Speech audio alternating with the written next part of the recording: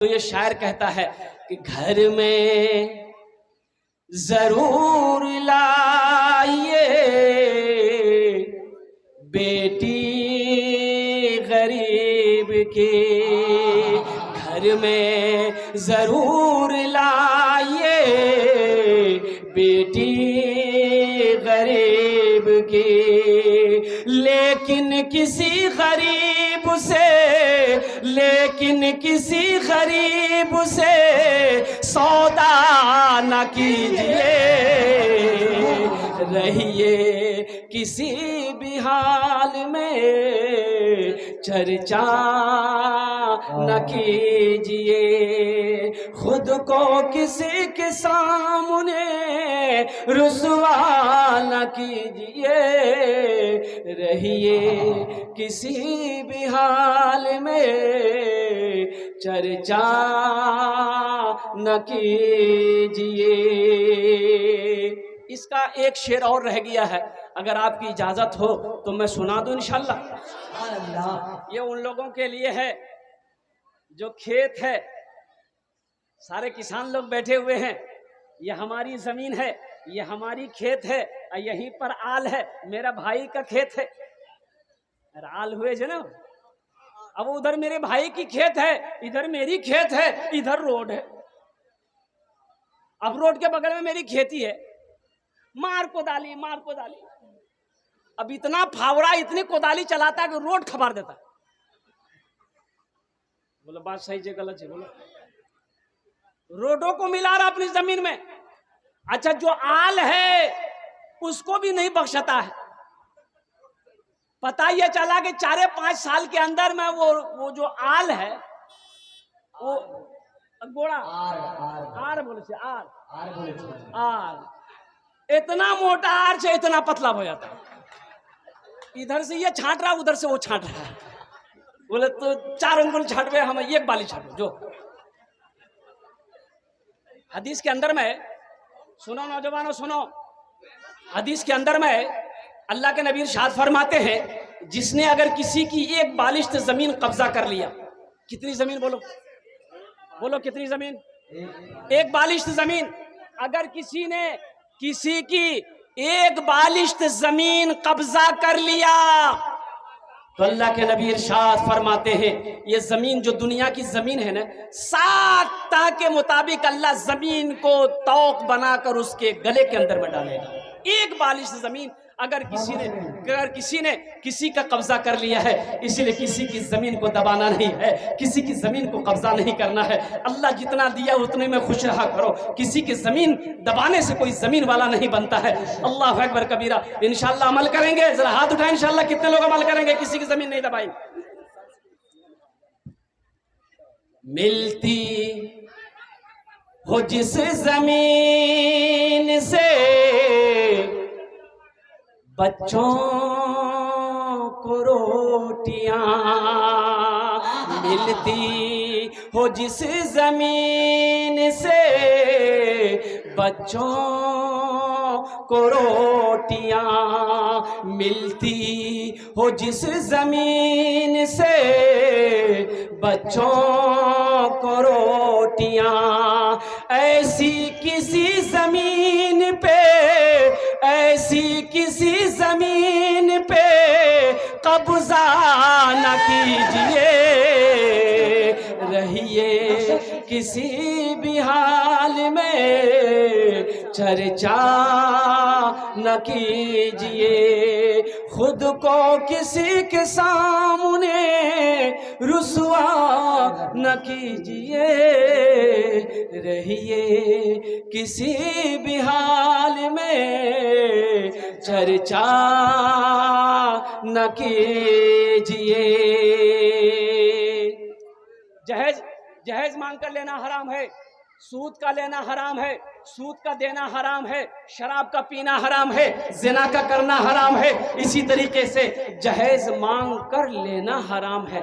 और नौजवानों, सहाबाए कराम ने निकाह किया है, कुर्बान जाओ किसी सहाबी ने जहेज मांगा है, अल्लाह के नबी ने 11 निकाह फरमाया। तो बताओ हदीस की किसी किताबों में रिवायत है कि आमिना के लाल जनाब मोहम्मद रसूलुल्लाह सल्लल्लाहु अलैहि वसल्लम ने जहेज लिया हो? तब ताबईन ने निकाह किया है कि किसी से साबित है कि जहेज मांगा हो? औलियाए किराम ने निकाह फरमाया है, हमारे अकाबिरीन ने निकाह किया है, उलमाए दीन ने निकाह किया है, क्या किसी साबित है किसी ने जहेज मांगा हो?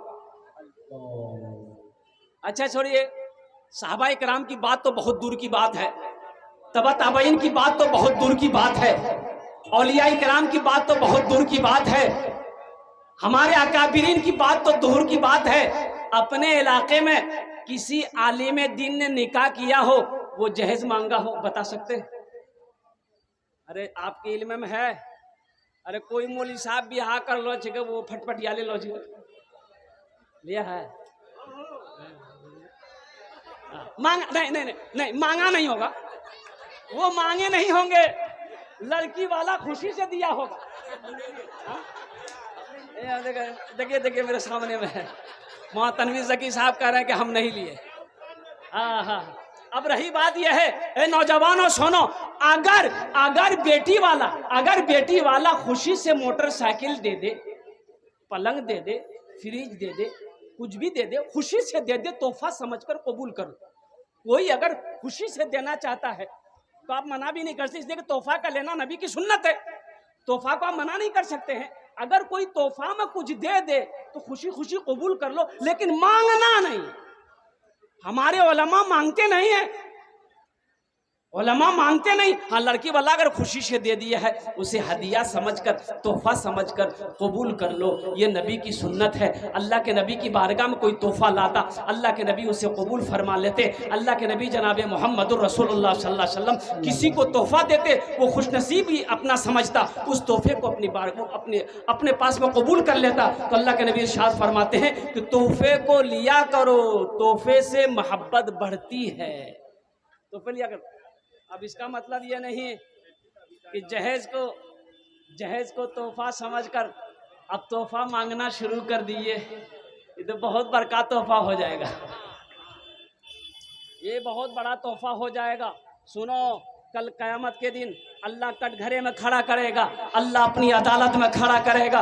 अल्लाह पूछेगा, ओ मेरा बंदा, 1 लाख रुपए लड़की वाले से लिया था, ये किस्मत का पैसा था, ये कैसा पैसा था, इसका हिसाब दो। और एक बात याद रखना, नमाज के बारे में एक सवाल होगा, तुमने नमाज क्यों नहीं पढ़ी है, रोज़ा क्यों नहीं रखा है, हमने दौलत दिया, हज क्यों नहीं किया है। लेकिन कुर्बान जाओ, माल के बारे में 2 सवाल होगा।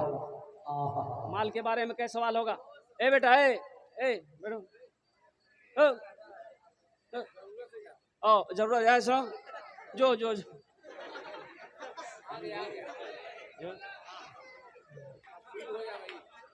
क्या जगह तकरीर कर दे, एक नौजवान खड़ा हुआ, मैंने कहा क्या हुआ? बोला है, बोल बेटो बैठ गए। 10 मिनट बाद फिर खड़ा हुआ, मैंने क्या हुआ? बोला बहुत जोर से लागलो जी का। बेटा कुछ देर बैठ जा, मेरी तकरीर खत्म होने वाली है। बैठ गया। कुछ देर के बाद मेरी तकरीर खत्म हो गई तो बैठा हुआ, तो मैंने कहा कि जो, बोला नहीं जाएंगे। मैंने कहा काहे नहीं जाएगा? बोले क्या करने जाएंगे, जो करने जा रहे थे यही होगी, आप जाने की जरूरत नहीं है। माल के बारे में 2 सवाल होगा। माल के बारे में क्या सवाल होगा? जल्दी बोलिए। 2 सवाल होगा माल के बारे में, इसलिए कि 1 घंटे का टाइम मिला है मुझे। अब ये समझ लीजिए कि 11:30 हो गया है, आज 11:48 में मैंने शुरू किया है, 20 मिनट का टाइम रह गया है। अब 20 मिनट में इंशाल्लाह मैं कोशिश करूंगा कि मैं अपनी बात पूरी करूं। माल के बारे में 2 सवाल होगा। कहां से कमाया? कमाया कहां से कमाया, किस रास्ते से कमाया, उसका पहले हिसाब दे दो। अल्लाह पूछेगा कहां से मेरा बंदा, कहां से कमाया माल? मेहनत करी, मजदूरी किया, खेत में क्या कहते हैं कि अनाज बोया, उससे पैसा आया, या कहीं सर्विस करी, नौकरी करी, कैसे कमाया, पहले इसका हिसाब दे दो। इसका हिसाब आप दे दिए कि या अल्लाह हम मेहनत करते थे, हम काश्तकार थे, या अल्लाह खेतों में मेहनत करते थे, ये मेरी कमाई है, इसका हिसाब दे दिए। अब अल्लाह दूसरा सवाल करेगा, अब ये जो पैसा तुम्हारे पास में था, अब इस पैसे को तुम किस किस रास्ते में खर्च किया, अब इसका हिसाब दो। जुआ में खर्च किया, शराब पीने में खर्च किया, गलत कामों में खर्च किया, तवाइफों के कोठे पे खर्च किया, नाजायज कामों में खर्च किया, हराम कामों में खर्च किया, या मस्जिद बनवाया, मदरसा बनवाया, गरीबों को खाना खिलाया, नंगों को कपड़ा पहनाया, जरूरतमंदों की जरूरत को पूरी किया है। अल्लाह अकबर कबीरा, इसका हिसाब दो, कुर्बान जाओ। अल्लाह के नबी इरशाद फरमाते हैं, जब तक बंदा इसका हिसाब हशर के मैदान में अल्लाह की बारगाह में दे नहीं देगा, अपने कदम को हिला नहीं सकता।